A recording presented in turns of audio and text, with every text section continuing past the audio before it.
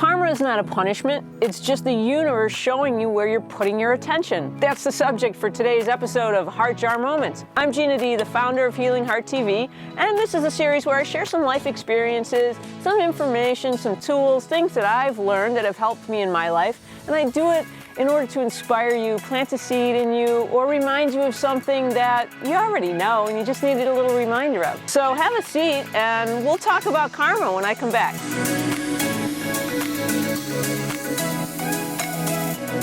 Hey, welcome back. If you've been following me for a while, you know that I usually do these outside unless the weather prevents me from doing that. Today's one of those days, so I'm sitting by the fire, nice and toasty warm. Thought we could have a nice little talk about karma. Karma is not a punishment, it's just the universe showing you where you're putting your attention. First thing we need to do is have a definition of karma that we have a basic understanding of, so what I am talking about will make sense to you. What I did was research some definitions of karma, and as you know, if we dig deeper into the history of words, we tend to find things that kind of give us a better clue of what the true meaning is. So in my research today, what I really discovered is karma is not just the effect of what you put out there. It has to do with the action itself, the deed you do, and it has to do with the intention behind the deed and then the effect itself. So it's kind of a whole little theory,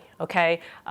So Buddhist and Sanskrit theory of karma. You know, in today's modern age, we always say things like, oh, you just did somebody wrong and then something bad happened to you back, and we call it instant karma, which is kind of interesting because really karma is not only what you do in this life, but what you've done in previous lives. Sometimes what you're seeing happen in your life now could be the effect of something that happened in a previous life. I tend to believe it, and you have to decide for yourself on what you believe about that.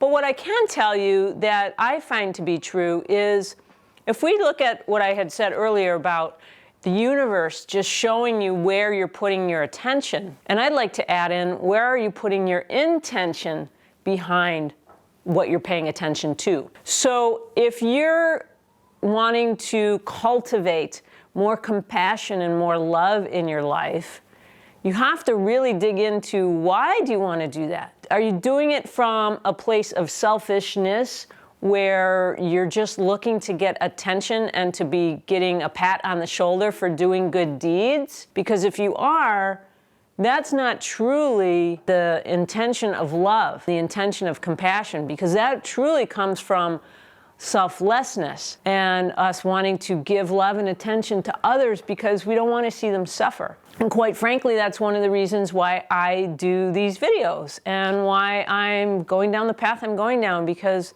I really discovered that my heart aches when I see others suffer. I know that my heart ached from suffering with things like depression, not really paying attention to what the effects were around me of my actions. I'm going to give you a small example. Recently, I've been doing some work really just for financial reasons. I was doing certain video jobs just for financial reasons purely. My heart was really not in it. I wasn't really reaping the rewards of the satisfaction and the joy of serving because I wasn't really serving. I was really taking, and I was really doing it in order to just receive financial gain. Actually, the financial gain wasn't that great, so it wasn't really serving me in that way either. I think what I would like you to think about is when you're taking action on something, where's your attention when you're taking action? When you're doing something nice for somebody else, are you doing it for love or are you doing it from love? And that's a great concept that Bill Poet taught me. Think about it. If you're doing something for love, it's for a selfish reason, and that's just to get attention and to get love back.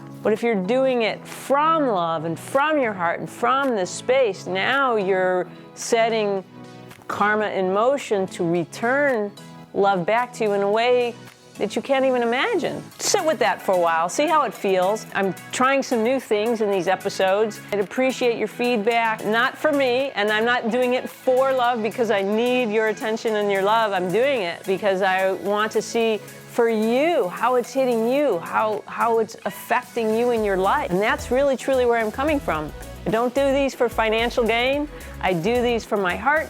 That's why they're called Heart Jar Moments. I hope that it touches your heart today a little bit, and I would love to hear back from you and love for you to share the videos so we can touch other hearts and really begin to connect to each other from our heart space. Have a fantastic weekend. I'll see you on Tuesday. We do these on Tuesdays and Fridays. Just feel the love.